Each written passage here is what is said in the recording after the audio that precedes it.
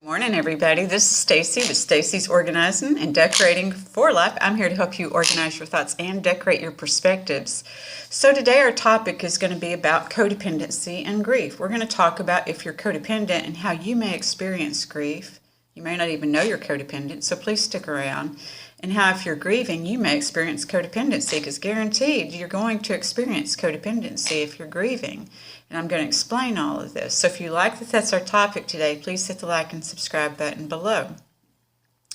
Before we get started, I need to remind you that I'm not a doctor, psychologist, psychiatrist, or doctor of any sorts. I'm not a scientist either, but I may share some of that stuff on here because I really like and study that, because I want to make, us to understand how our thought processes go so we can organize our thoughts and decorate our perspectives. So I just take a deeper dive into that and hope that it helps you too, because at this time in our lives, so many people are sitting alone, and you may be, alone and not have gone out of your house in a while watching this video. And I want you to know you're not alone. On my webpage, I write a monthly blog, and I invite you to check that out. And also, there's a description of the services that I provide as a life coach dealing with addiction, codependency, and grief, but not exclusively to those things, because not everybody deals with those things, although they probably do. If they're not dealing with it within themselves, they probably have someone in their life that's dealing with that. But really it's a desire for healing and healthy relationships, as well as development of spiritual and soul consciousness. Oftentimes those healing, healthy relationships, it begins with us. So what we do is that we go within and we dig all that stuff off of your soul that have held you back from your soul's desires. What is it that you wanted in this life, so that you can feel comfortable in your own skin? So we don't feel comfortable in our own skin when we're always striving to survive. So if you or anyone you know need help in any of those areas, please feel free once again to look me up at stacyforlife.com, or you can reach me at stacyreinick@gmail.com. On social media, on my personal pages, is Stacy Renee, Stacy Renee 8 on Instagram, or there's Stacy's Organizing and Decorating for Life as well on Facebook. So let's get into this topic. I'm going to read something. I want to read something so that kind of just sets the preface of why things keep happening in our lives, how our thoughts and perspectives play a role. But this is a book that I'm reading that I didn't write, but this is some good stuff. I've gotten into this Colette Baron-Reid. I encourage you to check her out if you haven't. This is a book called Uncharted. It's called Uncharted: The Journey Through Uncertainty to Infinite Possibility. And we're all in an uncertain time right now, and we need some infinite possibilities, right? So I'm almost finished with this book. But back here on page 135, we're going to read something. It says, memories are emotions intertwined with thoughts, and those can become lodged not just in your brain, but in your body too. Candace Pert explains that memories can be found stored biochemically in the synapses, where neurons, brain cells, connect to each other. The sensitivity of the receptors are part of memory and pattern storage. This means the emotional memory is stored in many places in the body, not just the brain. The autonomic nervous system is where you experience the cascade of physical reactions to your emotions. It's the system that switches hormones on and off, changes your breathing and heart rate patterns, and more in response to your fear and stress, and I would say grief too. So, in looking at that, we acknowledge that these things are lodged in our body. So what this is saying to me is that, the way I interpret it is that this is why we react to certain things. When we do the healing work, which is what we talk about here on this channel, and I had Lynette on here last month, and I'm going to have somebody else on this month, and we're going to talk about the different types of healing, because what we're trying to do is remove the stigmas to these disorders, so that people can heal and quit denying the disorders and realize that probably everybody's got a disorder of some sort. And this is from the childhood growing up, because these memories, where do they come from? They come from our childhood. So what happens is that oftentimes, I know for me and for many people, when we get grown, we're just like, oh, I'm not going to do that anymore. I'm not going to be like my parents. This is our rebellion too, and it's part of our natural evolution, is we're not going to be like our parents. We don't want to sound like our parents. You hear statements where people say, oh, I just sound like my mom, and it's like, ugh, people don't like it. But That's just part of our natural evolution. However, some people, that's not to reduce or deny or invalidate that some people actually did suffer some trauma and need some healing. Some people's parents were not nice at all. Some people's parents were negligent. Some people's parents just didn't know, how to handle this. Back in the day, they didn't have a lot of the resources that we have today as far as how we can handle things. So when we go start looking at recovery, first off, we may start, like I said, with addiction.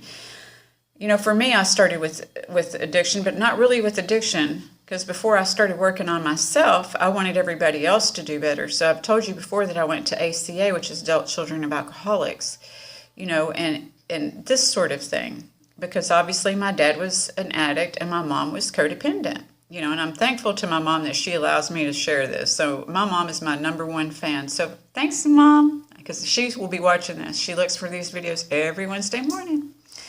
So, that's the way that it turned out. So when you're dealing with addiction, you're dealing with a lot of uncertainty, as it called for, and that we're dealing with today, is that you're dealing with a lot of uncertainty. Sometimes people didn't grow up in addicted families, but they still dealt with a lot of uncertainty. So what happens is that these children growing up in these homes, and what is happening with them is they're developing these skills and tools that they need to survive, or they feel that they need to survive, because maybe they're growing up with somebody with a disorder that's not been yet diagnosed, or maybe it could be a handicapped disorder, physical. It could be a mental disorder. It could be any kind of disorders, emotional disorders. We don't know. So growing up in these homes, these kids develop, these survival skills, which later on in life may or may not serve them. In a 12-step program, we would call these defects and shortcomings, is that they keep doing the same thing. They've built up a pattern of how they're going to deal with things so that they don't get hurt. Because when they were children, it wasn't acknowledged, their feelings, it just wasn't acknowledged. Their feelings weren't validated. Their feelings weren't thought out. They weren't taught to expand their feelings, because oftentimes they were discarded from here to there, or they were, had an expectations on them, and they grew up now having expectations because, the expectation was that maybe they were supposed to behave in a certain way. They walked on eggshells. They tried not to rock the boat. That what they learned in these skills is that they grew up. Maybe if they grew up codependent, they grew up trying to fix things. So if you're, all that being said, if you're going through grief, a codependent, because their own feelings weren't valued. When a codependent is going through grief, because their own feelings weren't valued, they are only mimicking what they've seen in grief, because they really don't know how to feel their own feelings. And they do feel sad and they do cry. I'm not saying that. But what I'm saying is that they will keep refilling these feelings till they heal, till they go back and look at those old wounds. But what happens is that oftentimes that's very painful. So when I've spoken before about Dr. Drew and Melody Beattie, and that Melody Beattie, we really didn't even know what codependence was, until Melody Beattie started coming out with, telling us, writing books. And I still work with people with codependence. Dr. Drew and Melody Beattie, before I get too lost in this, they said that, often there's addiction. There's addiction to many different things. It's not just to substance abuse. It can be to, it's anything that we use outside of ourselves to make ourselves feel better. If you have a low self-esteem and you can't be faithful in a marriage, if you have, and you're trying to put your little tentacles out and stuff like this all the time. Now, it could be not low self-esteem. I don't know. But oftentimes this is the case, is that, a lot of people have to have a backup plan, because in the survival skills, what do you have? You have a backup plan. So it could be also, overeating, that makes you feel comfortable. So people will pick things outside of themselves to make them feel whole or comfortable, or secure. And it doesn't feel that way. I know even for me, in struggling with all my relationship issues, my therapist asked me, or life coach, she says, what do you want? And I'm like, I want to be secure. And she's like, no, you don't. And I've told you all this before, because the choices that I make were not congruent to that, because what I did was what I normally did. And so what this does is healing is breaking those patterns. You see, so if you're having these patterns to where the same thing keeps happening, and I see it all the time where people will say, I'm swearing off men, because they think it's it's the men, but it's really their choices in men and the healing that we need to do so that we can attract different kind of men, different kind of relationships. So going back to Dr. Drew and Melody Beattie is that, there's addiction, then there's codependency underneath addiction. Then they say there's 500 different types of grief underneath that. So all of this correlates. And the thing is whether you're an addict or not, everybody's going to grieve. And when we talk about this grieving, even doing the work, the healing work on ourselves is grieving in a sense, because it's oftentimes that we grieve the childhoods that we idealized to have, or the childhoods that we had that were traumatic. The way that we were treated or not treated, is something that we look at in the healing process, and we definitely grieve those things. So when we look at 500 different types of grief, it's not just the loss of a loved one, but that's the most obvious. When we look at all these issues, addiction, codependency, and grief, well, codependency, most people they hear it and they just fluff it off. But the thing is addiction, people are very repelled against addiction. It's like, whoo, but it's some people say it's a disease, some people say it's a disorder. It doesn't matter. The healing work still there's healing work needed to be done. And then when you look at grief, everybody's going to grieve, so that's acceptable and normal. But when you look at codependency, nobody wants to be called a codependent. And it's I think people think it's implicative of being needy, of being all of this, and it kind of is, because what it is when we aren't getting our needs cared for as a child, what we do in adulthood is try to set up some instances where we can get our needs taken care of, hence why we fix people or try to fix people, because we want somebody to fix us, but trying to fix other people won't fix us. What it does is it depletes us, and we find that we end up with the same thing with a relationship that's unhappy. And then we realize that if you were like me, or like I was, then it's like, oh gee, if I would have put all this work into myself, imagine what a badass I would be. This is the thing, is when you do put the work into yourself, healing, should not be looked down upon or frowned upon, because you are a badass if you go through some healing, because you're going to feel some feelings. See, when people are, succumbing to addictions, what they're doing is they're trying to get something from the outside in to make them feel better. But healing comes from within, just as happiness does, you see. Nothing outside of yourself is going to make you happy. It may make you happy for a temporary amount of time, but true happiness comes from within. When you have true happiness within, if you have great things, then you're fine. If you don't, you're fine too, because you can achieve great things. And what we were talking about what we were reading earlier is our autoimmune system as well, how the things that we feel can affect our body. So feeling beat down by codependency or another disorder or dealing with that can beat you down. So a codependent, when grief comes up, like I said, they're going to feel it and re-feel it and feel it and re-feel it, because as long as they're trying to fix somebody else, or we're trying to fix somebody else because we grew up in homes where we were trying to fix things, so we think that that's the pattern of orders. We just try to fix things. So oftentimes, if you're a person who's grieving and you have a codependent and dealing with that, they're going to try to fix things. They may butt in your business, because one thing that we learn when we work on our own codependence is what's my business, God's business, and somebody else's business. And I can't tell you how many times working on my own codependence that I had made some shit up and that my sponsor said, did they say that? Or that I had thought something was my business, and they'd be like, oh, Stacy, that's not your business. And I would think something was my business in my relationship, that what they were doing without me was my business, but it's really not my business, because relationships, healthy relationships, are based on trust. So if we're trusting somebody, we are not trying to be up in their business when they're not with us. That we don't have to know every little detail. And that's when we can come together and have healthy relationships and share what goes on when we're not with them, and so a lot of things we think make sense in our codependence, but it doesn't make sense once we sit down and talk with somebody, whether it be a psychologist or a life coach or what have you, somebody with a healthy relationship. Sorry, the dogs are playing beside me. I've got a bird on my chest, but it's being good, so it's just eating my hair. It's okay. But so looking at that, so if you're a person that whether you're the one grieving or dealing with grief or what have you, once we start that healing process, we learn healthy, loving boundaries. And I say loving, and we're not going to forget loving, because a lot of people think that boundaries is telling somebody to off, but that isn't the healthy boundary. Although I'm not saying sometimes somebody don't need to hear that. My life coach herself told me, because I told somebody one time they need to shut up, and she says, well, sometimes you just have to tell them to shut, because, but it's learning how to set healing and loving boundaries. That's not really a healing, loving boundary or a healthy boundary. It might be healing, but it's not it doesn't appear as a healthy boundary.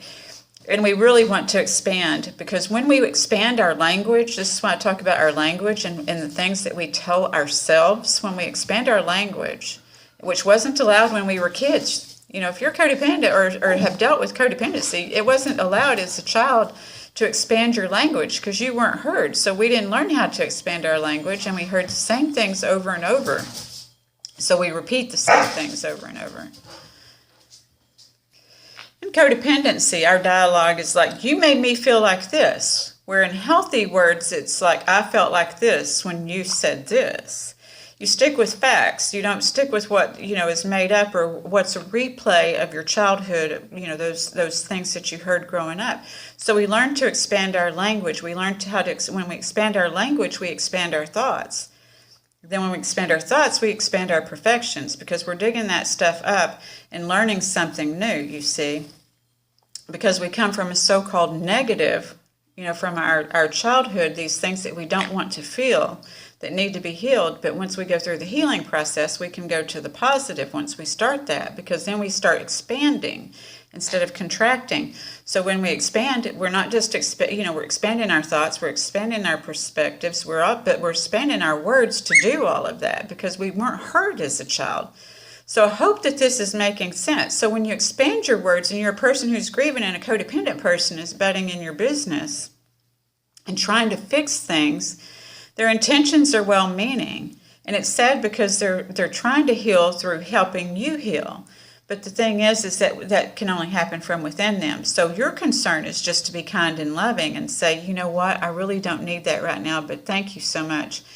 Or I appreciate your thoughts, about helping me with this, but I don't need this right now. And if you do need something, because we all have different love languages, that's something that we all learn too, is that we have different love languages. And so what you may like when you're sick or grieving, another person may not.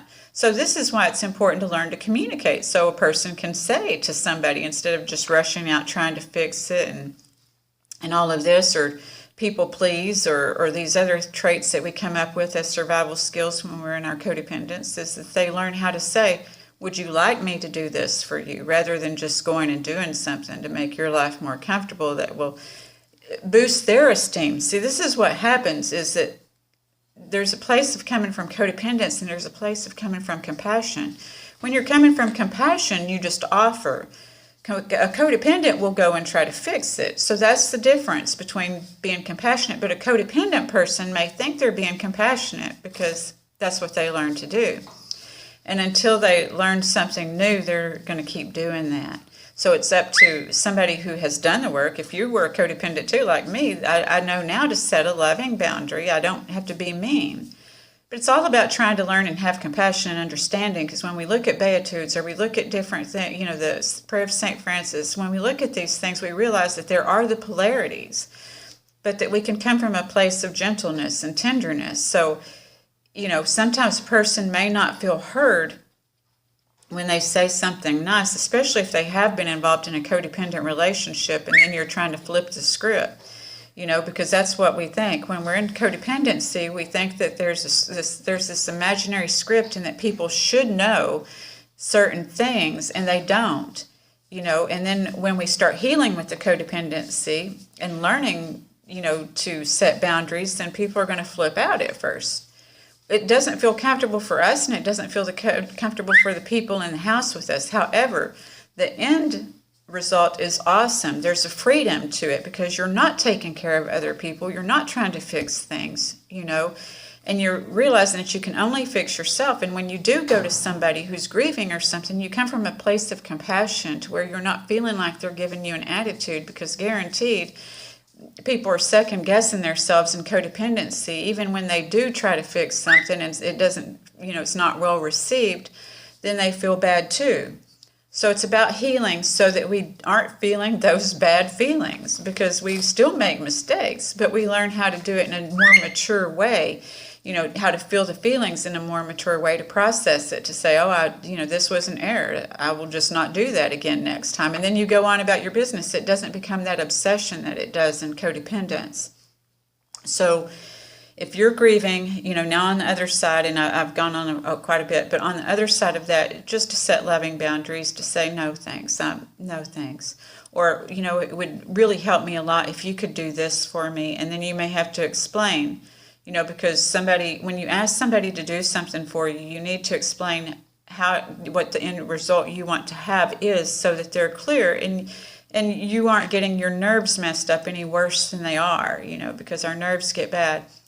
So important time now to have a good autoimmune system and not to let these things go within. I just got my Reiki certification because Reiki helped me so much through my healing processes, because I know that these reactions were stored in the cells of my body, just like she was saying. So the Reiki, helped me a great deal not to react so that I could respond. Which has led me now to be a life coach, because I can sit and listen to somebody without having to try to fix it, without having to try to do anything, because I have to hear the whole story. I have to hear what is going to best, help somebody. I have to know that questions to ask after somebody tells me something. Sometimes I do have to stop people to get clarification, because when I was in my codependence, I would go on and on and on and on to when, to why I had to validate what I was doing. See, when you work on your codependence and you do the healing, you learn what is valid, a valid and realistic expectation, and what is an invalid and unrealistic expectation, from yourself and for others. I tell people that I have to set boundaries with myself too, because I'm not going to set myself up because I don't want to judge anybody. I don't want to, but, sometimes there are people with disorders that clash with ours. And so if we know that these things are happening and we're trying to come from a healing space or a happy space, then sometimes we have to set boundaries with ourselves on what we can and cannot do. And it's knowing ourselves, not saying they made me do something or that we said yes when we meant no. And there's a lot to work on with that. Your no's are not going to be powerful if you say yes all the time. So I hope that this video has been valuable to you and that you learn your true and authentic self, whatever that may be. Maybe you don't struggle with codependency. Maybe there's a ton of other disorders, and I really think that probably there's more people that have something, and I know that they have it in their family, if not within themselves, but there's something, and healing is just the freedom. Have you ever dealt with your kid and thought your kid was like your parent, and maybe, they didn't evolve? It was because this is those cell healings. Now they're talking about the DNA. So it's the cell healing. So if we don't heal it now, somebody else is going to have to heal it later. And they probably will anyway, because when our kids rebel, they think we're terrible. And, it's like, oh, yeah, you can go to a therapist just like I did, So I'm not trying to be dismissive, but we all have our own feelings, and we can't base that we can fix somebody.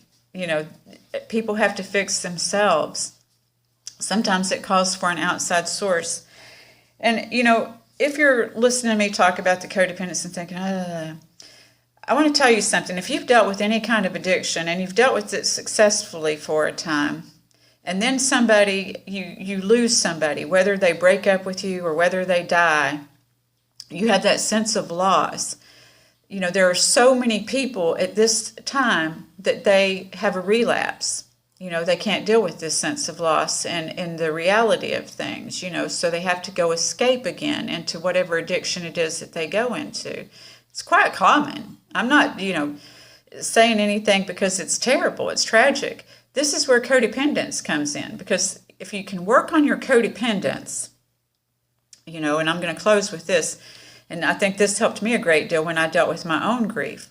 When you can work on your codependence and realize that you can live if living is without you, because codependence is so subtle. Out of all the things, what I was going to say earlier about codependence is that it is so subtle because there's intergenerational codependence that's been taught from generation to generation to generation. There's also songs that, encourage codependence. There's also movies that appear to be codependent. But in real life, it's knowing how to set the boundaries and learning how to communicate.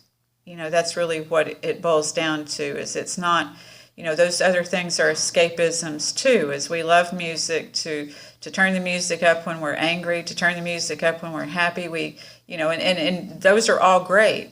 What I'm saying is anything, and this is where the Reiki comes in too, is that it's just a balance of everything. The movies are great. I love the love stories, but it's just a balance, because if we become absorbed in making our lives not be our lives and making our lives be something outside of ourselves, then we're not living our life. So I just want to encourage you in closing to live your life, to do the healing, to not, healing is going to be cool, coming out of 2021, I believe. It's going to be the cool thing to do, like washing your hands, which was already cool, but people just didn't know as much about healing.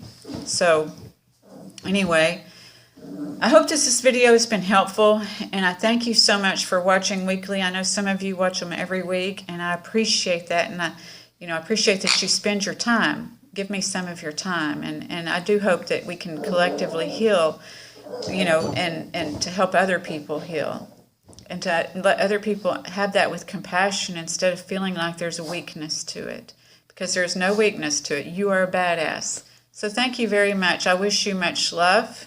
I don't want to upset Grinch. And peace. And I look forward to connecting with you again next week. Thank you so much. Bye.